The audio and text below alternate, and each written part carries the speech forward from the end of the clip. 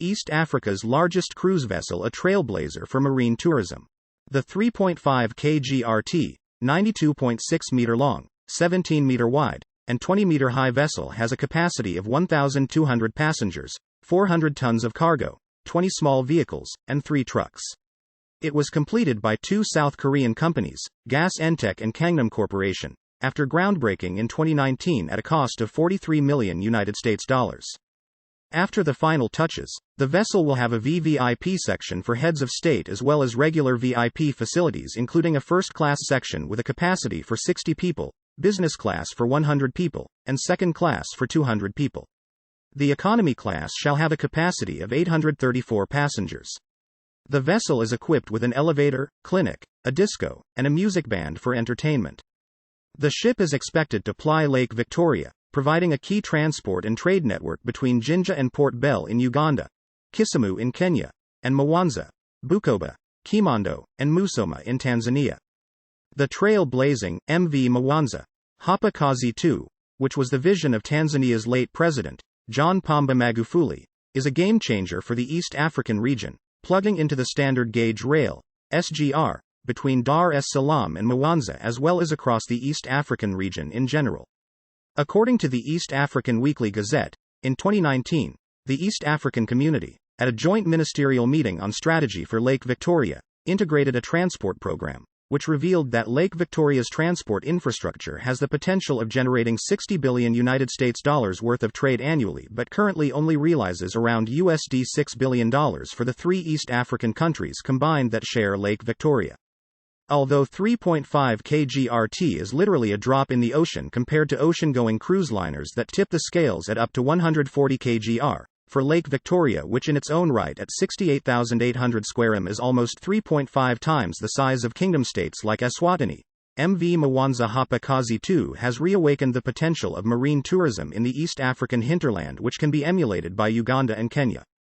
Drawing from the colonial past, the development of marine transport is not a new phenomenon, as it was inextricably linked to the construction of the Uganda Railway, more infamously renowned for the man-eating lions of Tsavo, starting in 1896 before reaching Port Florence, Kisumu in 1901.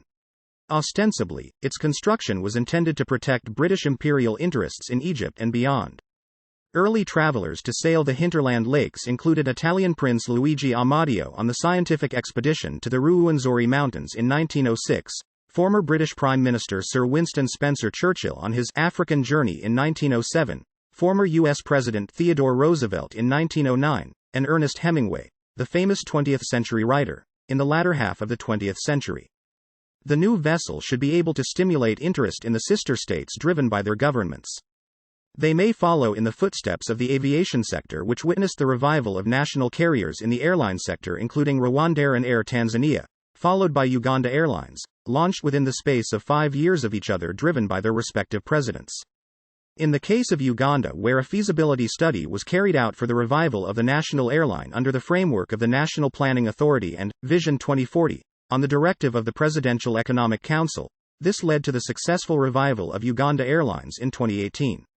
After Uganda President Yoweri Kaguta Museveni has been invited by his counterpart Tanzanian President, Mama Samia Suluhu Hassan, to witness the launch of MV Mwanza Hapa Kazi II, he is bound to be marveled by the VVIP staterooms, and not to be outdone, take up the gauntlet for a similar vessel for Uganda as he did with the national airline. With a positive outcome of the feasibility for a similar floating hotel, the vessel should set sail in the next few years. At a nominal cost, comparable to the cost of one of Uganda Airlines' CRJ-900 Bombardier aircraft, this should be a fait accompli. The feasibility would have to recommend that the vessel have hybrid sustainable credentials, including sustainable fuel for propulsion, the galley, and laundrette, as well as solar paneling for lighting of cabins, dining and other public areas, heating, electronics, and waste management systems. Businesses would then to feed into the supply chain of the vessel from the food and beverages department, housekeeping, entertainment, engineering, deck crew, and all perks that an average high-end hotel would require, complemented by a well-trained crew, from officers, pursers, servers, and merchandising, etc. In the case of the new MV Mwanza, tour operators and travel agents should already position themselves to sell the state rooms, cabins, through integrating booking systems such as Travel-O Pro or VersionX depending on what the vessel operator shall offer. To augment the experience, tour operators should be ahead of the curve and begin to tailor itineraries originating, for example, from Kilimanjaro Airport to Ngorongoro Crater or Serengeti National Park in Tanzania before transferring to the home port of Mwanza, Tanzania, to board the overnight cruise to Port Bell in Uganda and then disembarking to a waiting ground handler, onward to the mountain gorillas in Bwindi or to the source of the Nile, sailing. The port of Kisumu in Kenya would complete the East African cruise circuit, enabling seamless travel to Masai Mara and onward attractions. In anticipation of the new vessel's maiden voyage, Port Bell, Uganda, would have to transform itself from a shanty port characterized by petty traders.